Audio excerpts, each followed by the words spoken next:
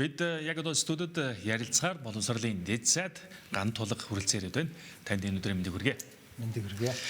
За тэгэхээр өнгөрсөн 7 хоногт бас гарсан мэдээлэл бол баг боловсролын хөтөлбөрийг ер нь албан ёсоор ингээд шинжилгээр болсон гэсэн юм шийдвэр гарсан гэсэн мэдээлэл бас бидэнд ирсэн байна. Тэгэхээр энэтэй холбоотойгоор хамгийн ихний асуултыг бас тань тавья гэж бодож байна. Ер нь яг баг боловсролын хөтөлбөрийг шинжлэх болсон шалтгаан юу байв?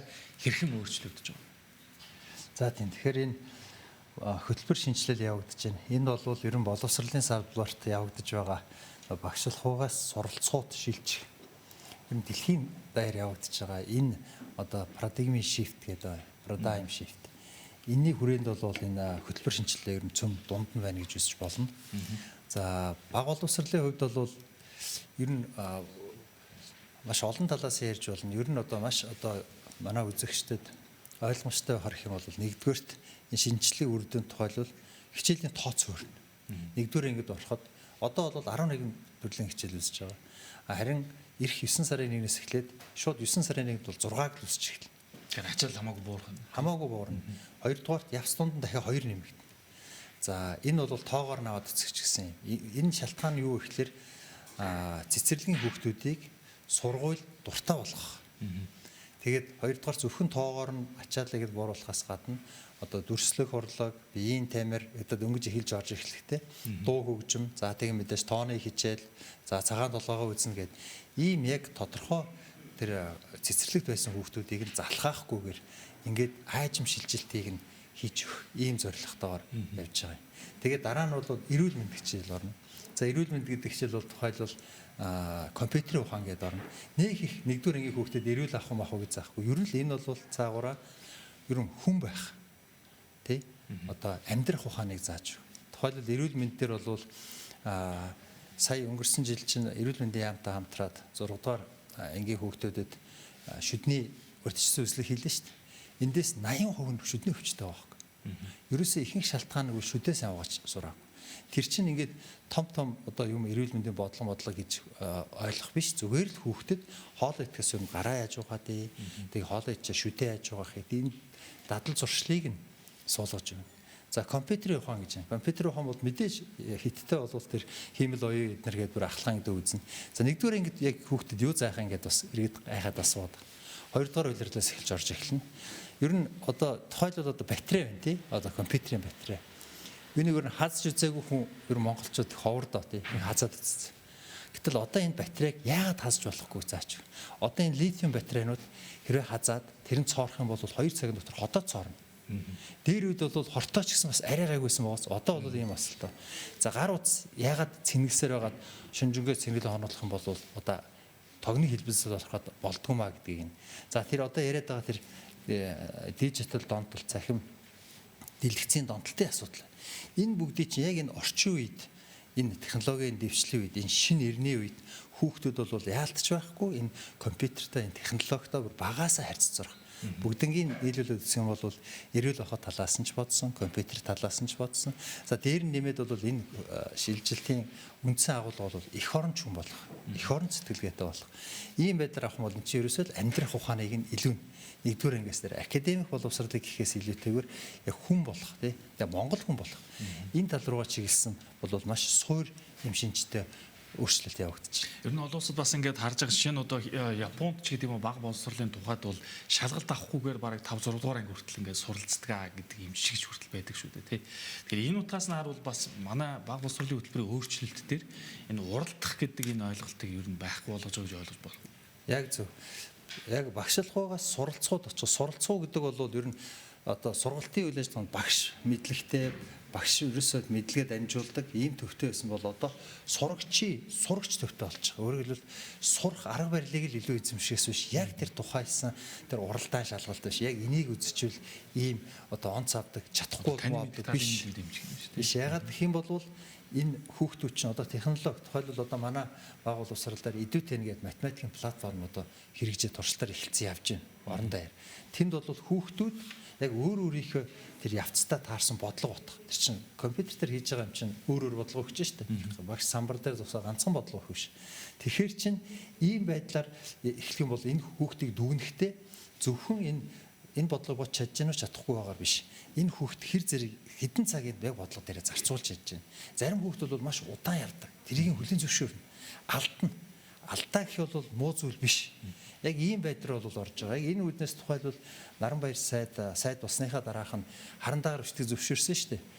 Тэгэхээр энэ юу гэсэн үг вэ гэхээр одоо бид нар өөрсдөө ч гэсэн өгч шүү дээ. Компьютер дээр бид нар товтол засаж байгаа шүү дээ. Өөрсдөө Word дээр бичээл нэг засаал уншаал болохгүй байна гэл. Үг үсгийн алдаагаа засаад. Хүүхдүүд чинь тэгж тийм ур чадварыг сурах хэрэгтэй шүү дээ. Тэгэхээр алт хэрхийг нь өгч. Тэгэхээр алдаа бол ийм муу зүйл биш. Энэ бол сурах процессын нэг хэсэг гэдэг. Ингээд томоор нь ярих юм бол энэ том багшлагаас суралцуу шилжиж байгаа. Англиар бол from teaching to learning гэдэг paradigm shift бол энэ дэлхийд даяарч. Монголчууд бид бүхэн үнийг авахгүй бол дагахгүй бол хоцрогдно. Боловсрлоороо хоцрогдвол улсаараа хоцрогдно. За тэгвэл талаар бас ер нь жил бүр бас боловсролын салбартаа гардаг нэг асуудал нь сурах хүчийн хүртээмжтэй холбоотой зүйл байдаг шүү дээ. Тэгэхээр яг энэ бага ангийн сурагчдын маань хөтөлбөр нэгэнд ингэ шинжлэгдэж байгаа юм ч одоо сурах хүчийн шинжлэгдэх нь бол зайлшгүй. Тэгэхээр ер нь эх жилийн хичээлийн жилд бол энэ бэлтгэлийг одооноос ер нь хангаж байгаа юу? Энэ ер нь хэр зэрэг явцтай бол.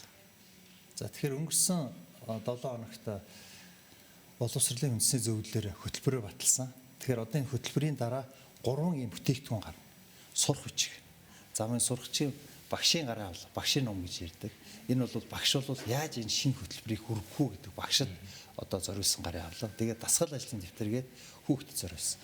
Тэгэхээр ер нь ингээд энэ гурав маань одоо боловсролын ерөнхий газар дээр энэ хуулийнхаа дагуу тэрэн дээр нь боловсруулалт хийгдэх ажил руу орж байгаа. За бид бүхэн мэдээж энэ төрийн гэдэг юм уу энэ тодорхой баг ажиллаад сурах хүчийнхээ агуулга эднэрийг гаргаад тэгээд явна. Бас хувилбарт сурах хүч гаргах ажлыг бас нээж үзэж байгаа. За магадгүй хувилбарт 2 сурах хүч 9 сарын 1-нд амжихгүй нэг нь орох байх. Тэгэхдээ юу гэвэл энэ хөтөлбөрийн дагуу сурах хүчиг гэдэг чинь бол ийм креатив ажил байгаа байхгүй. Янз бүрийн байдлаар сурах хүч хоёр хувилбартай байж болно шүү дээ. Заавал нэг биш. Монгол орнд даяар нэг биш. Тэгээд түүнийг алийг нь сургуульд өгөх юм бэ гэдэг сургуулиуд өөрсдөө шийдээд авчдаг. Үнэн нь адилхан тарифаараа агуулгаараа сургуулиуд нь өөрсдийнхөө онцлог байдалд тааруулаад хамтын шийдвэр гаргаад эцгийнхээ оролцоотойгоо багш нарын ярьж байгаад манайх энэ сурах хүчийг аваа явдаг болёо гэх юм бол энэ салбар руу чинь жоохон өрсөлдөө орж ирнэ. Хоёрдугаарт энэ яг энэ яг ганцхан юмар тий яг ганцхан жишээгээр Монгол орнд даяар байх хэвээр технологич нь зарим цаашдаа бол магадгүй сурах хүч чинь илүү зарим нэг Монгол залуучууд гараад иргэлтэй бүтээх хэрэгчлөөг нь өгөө л дээ. Яг гэвэл арай илүү бүр нөгөө нэг VR эднэр ашигладаг байдаг болж болно тий. Тэгээ тэрийг зарим нэг сонирхсан сургуулиуд нь авг л дээ. Тэрэн дээр нь шинэлэг байдлаар хүрэх тал дээр нь залуучууд ажиллах. Ер нь хөтөлбөр шинжилттэй холбоотойгоор энэ сурах хүчийн тал нь болж байгаа. Мөн энэ шин сурах хүчийг чинь хөтөлбөрийн дагуу хичээл заадаг их сургуулийн багш бэлтгэх хөтөлбөрт өөрчлөлт орно. Мөн үүний дагуу сургуулийн багш нарт өөрсдөнд нь тий яг энэ шинэ хөтөлбөрийн дагуу яаж хичээл заадаг болох уу гэдэг тал дээр нь үүнийгээ дагаад сургуулийн менежмент, санхүүжилт гэдэг ерөөсөө бүгдээр цогцоороо ингээд өөрчлөгдөд явах ийм нарийн ярхан бол багшийн цалин ч гэсэн энэ уялдаатай юм ажил явж байгаа. Тэгэд бас боловсролын дэд сайд дээр суучаас асуухгүй байж болохгүй нэг асуулт заашгүй цалинтай холбоотой асуудал байгаа. Та ус төр хөндлөө. Тэгэхээр багш нарын хувьд бол бас өнгөрсөн жилийн засгийн газар хуралдаанаар 1 сарын 1-ээс бол цалин 50%-аар нэмэгдүүлнэ гэсэн нэг юм шийдвэр гарсан. За нөгөөдөөгөр үе шаттайгаар явж хагаад 11 сарын 1-ээс бол 26%-аар бас ингэж нэмэгдүүлнэ гэсэн. Тэгэхээр одоо он гарахад одоо бас 20 хоног өнгөрцөн байгаа. Тэгэхээр яг энэ хугацаанд бас багш нарын цалин нэмэгдсэн байгаа юу? Ер нь энэ үйл явц юу болж байгаа юм? За тийм. Тэгэхээр багш нарын цалингийн нэмэгдлийн асуудлыг зөвхөн яг энэ багш нарын орлого талаас нь авч үзсэн бол маш өрөөсгөл харагдана. Сая одоо та бүхний хооронд ярьж байгаа шиг энэ багшлуугаас суралцуулж шилжихийн шилжилтийн хүрээнд цалингийг үнэхээр нэмэхээс өөр аргагүй нэг хоёрдугаар нэмэхдээ цалингийн бүтцийг өөрчлөхөөс өөр аргагүй болж байгаа. Цалингийн бүтэц гэдэг нь үндсэн цалин яг одоогийн тогтолцоогоор бол нэг та нийтдээ 10 төрлийн нэмэгдэл хүстэй гэж явж байгаа. Төсөв талаас харах юм бол бараг 50% үндсэн цалиндаа өгдөг 50% нэмэгдэл. Ингэж болохгүй. Цаашдаа юу гэвэл цаашдаа жишээлбэл түрүүний хэлснээр яг энэ багш бол яг өөрөө яг самбарын өмнө зогсож байгаа 45 минут тасралтгүй ганцхан хичээлийг бүх хүүхдэд заадаг биш. Хүүхдүүдэд харин тэр цахим платформыг нь ашиглахад нь зөвлөгөө үзүүлдэг. За тэгээд дэвтэр засах эднэр гэдэг одоо даалгавар шалгах гэдэг чинь алга болчих шүү дээ. Хэрвээ цахим ангиуд дээр бол тухайлбал математикийн хичээлдээ тэр эдүтэн бол өөрөө засаад өгч чинь тийм ээ.